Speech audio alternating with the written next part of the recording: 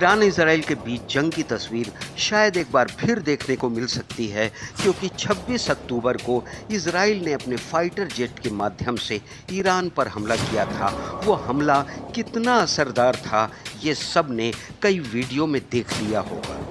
वहीं इजराइल का ये दावा है कि उसके हमले में ईरान के कई मिलिट्री बेस तबाह हो गए हैं, लेकिन ईरान इजराइल के इस दावे को हर सिरे से खारिज कर रहा है। लेकिन अब ईरान को ये मौका मिल गया है कि वो दोबारा इजराइल पर हमला करे।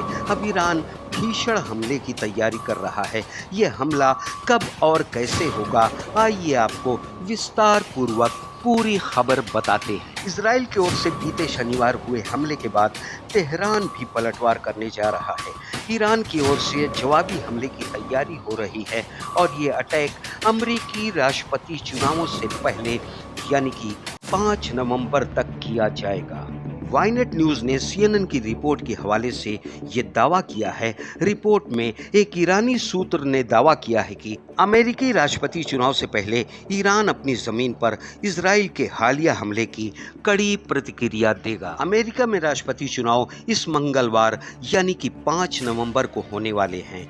ऐसे में सूत्रों पर आधारित इस रिपोर्ट के हिसाब से ईरान अगले 4 दिन के अंदर इजराइल पर हमला कर सकता है। वहीं ईरान के सुप्रीम लीडर अयातुल्ला खमनई ने साफ तौर पर अपनी सेवा प्रमुख को ये कह दिया है कि अब आप अपने हिसाब से इजराइल पर हमले की तैयारी करें।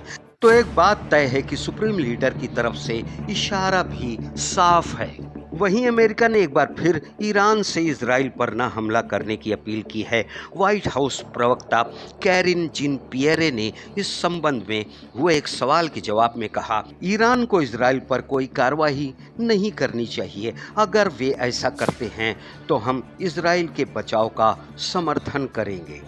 अमेरिकी विदेश विभाग के प्रवक्ता मैथ्यू मिलर ने इस पर कहा कि ईरान को कोई जवाब देने की जरूरत नहीं है।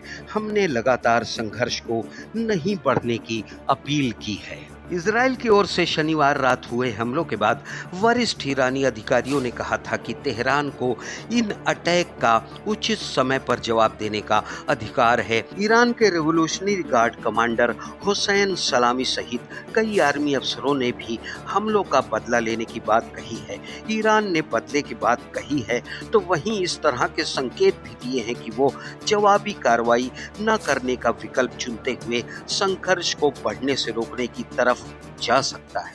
آنچه که شما فراهم می‌کنید یک بغض ماندگار است در میان نسل‌های جدیدی از مسلمانان، در میان نوجوانان و جوانان و کودکان. شما یک بغض جاودان، بذر یک کینه عمیق را می‌کارید که کم کم اینها به سلاح، به جهاد، به مبارزه تبدیل می‌شود. نمی‌توانید در دریایی از آتش زندگی کنید. شما کوچک هستید. شما حتی جایی برای فرار ندارید. जाहिर है ईरान का इजराइल पर हमला किस प्रकार का होता है ये तो आने वाले समय में ही पता चलेगा। लेकिन एक बात तो तय है कि ईरान हमले के बाद मिडिल ईस्ट की दिशा बदलती हुई जरूर नजर आएगी। Bureau report, the leader, Hindi.